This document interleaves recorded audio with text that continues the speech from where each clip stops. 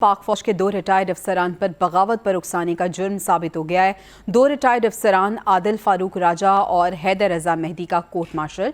ISPR के मुताबिक retired अफसरान को फौजी एहलकारों को बगावत पर उकसाने के जुर्म में ये सज़ा सुनाई गई है। मुजरिमों पर रियासत मुखालिफ इक़दामात और जासूसी के इल्ज़ामात भी साबित हो गए हैं। आदिल फारूक राजा को 14 साल कैद बामुशक्कत की सज़ा सुनाई गई है, जबकि हैदर रजा मेहदी को भी 12 साल कैद बामुशक्कत की सज़ा सुनाई गई है। दोनों साबिक अफसरान के रैंक्स जब्त कर लिए गए हैं और दोनों मुजरिमों को कानूनी तकाज़े पूरे करते हुए 7 और 9 अक्टूबर को सज़ा सुनाई गई। आदिल फारूक राजा और हैदर रजा मेहदी भगौड़े करार पाए हैं। वतन वापस लाने के लिए इंटरपोल के जरिए कार्रवाई भी की जाएगी। हुकूमत सिफारती ज़राए से इन ममालिक को ख़त लिखेगी जहाँ पे ये मुकीम हैं। 7 मई 2023 को थाना जनूबी लाहौर कैंट में मुकदमा दर्ज हुए थे। मुसलसल अदालत से गैर हाज़िरी पर मुजरिमों को सज़ा सुना दी गई है और ये दोनों भगौड़े करार पाए हैं। सज़ा भी इन्हें सुना दी गई है और इंटरपोल से रब्ता भी किया जाएगा इनको वतन वापस लाने का। इसी पे बात करने के लिए ब्रिगेडियर अहमद सईद मिन्हास साहब ने हमें ज्वाइन किया है। बहुत शुक्रिया ब्रिगेडियर साहब आपके वक्त का। सर, हम देख रहे हैं कि पाक फ़ौज के 2 रिटायर्ड अफसरान जिन पर जुर्म साबित हुआ है और अब सज़ा सुना दी गई है। सर, एक्ट 1952 के ये सज़ा सुनाई गई है। ये एक्ट क्या कहता है इन सज़ाओं के बारे में? जी, इस एक्ट के मुताबिक जो दोनों नाम से सुनाई गई बड़ी ऐसे अक्सर होते नहीं है। दोनों के समाज के ऑप्शन थे, लेकिन हजारों ऑप्शन के दरमियान 1 2 4 इस तरह के गंदे अंडे के जो काम कैसे होते हैं, जो इदारे की बदनामी के बायस करते हैं। उन दोनों का जो फैसला हुआ बिल्कुल ठीक हुआ। जो आर्मी एक्ट हमारा और सिक्योरिटी के तहत कार्रवाई की गई है।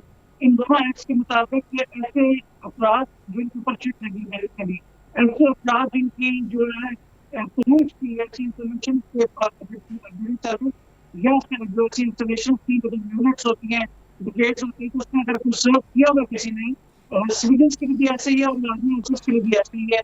तो अगर उसमें सर्व कर रहे तो उनको पूरी तरह का एक्सपोजर हुआ है इस तरह की मालूमात का माजी के अंदर, तो अगर कुछ कोर्ट करते हैं या उसके जो सिस्टम है काम करने का उसको कोर्ट करके कुछ नई चीजें बयान करते हैं या कुछ चीज डेवलप करते हैं तो उनके खिलाफ एक्शन लिया जाता है। तो कोर्ट में तो पाकिस्तान आर्मी जो है या पाकिस्तान आर्मी फोर्स चाहे नेवी हो, एयरफोर्स हो या पाकिस्तान आर्मी हो, तो सिंगल मिस्टेक आर्मी है।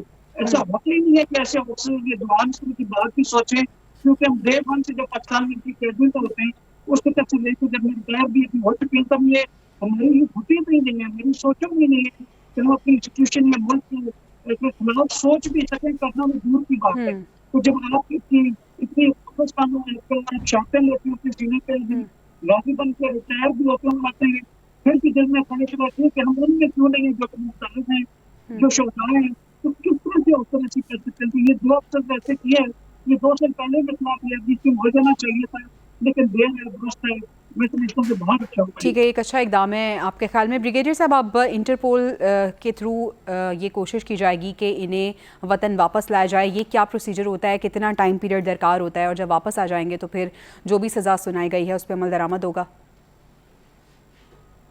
जी, इंटरपोल के जरिए डायरेक्ट फोर्स लाने की कोशिश की जाएगी, जो कि law enforcement agency law enforcement agency जो हमारी कॉर्पोरेशन या हमारी कॉर्पोरेशन होती है उन शिकों के हिसाब से भी लाया जाएगा। लेकिन क्योंकि डुअल नेशनल है, एक जो हैदराबादी है वो कैनेडियन नेशनल और इसके पास यूपी के जो है अदल के पास, तो ये जो इन दोनों अपराध को लाया जाएगा यहाँ पे, तो उसमें हमारी अंडरस्टैंडिंग बायलैटरल लेवल तक मुआवजा होना चाहिए। तो लेकिन माजी में यूके और ये जो यूएस है ये इसको डिस करते नहीं है, लेकिन मैं गवर्नमेंट की कार्रवाई जरूर की कॉर्पोरेशन में और इस तरह का बिल्डअप हो रहा था।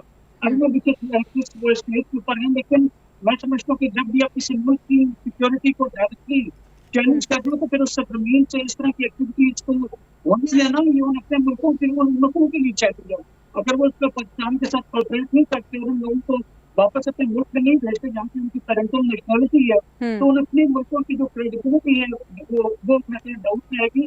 और दोनों में जो कैपिटल है, जो तीनों कैपिटल जो कैनेडियन है, पाकिस्तानी और यूके के, उनका टेस्ट केस है ये कैसे नाते तो मुल्कों के respective के हवाले किया जाए जहाँ पे वो खुदाई जनता नेशनल सिक्योरिटी के जो है वो दफ्तर थे। जी ठीक है ब्रिगेडियर साहब, आपको लगता है कि जिस तरह से आप कह रहे हैं कि फ़ैसला खुशाइंद है, देर आए दुरुस्त आयत के मज़दाक है, इससे बाकियों को भी एक सबक मिल रहा है कि जो रियासत मुखालिफ बातें हो रही हैं और रियासत मुखालिफ जो बयानिया बनाया जा रहा है उससे गुरेज किया जाए?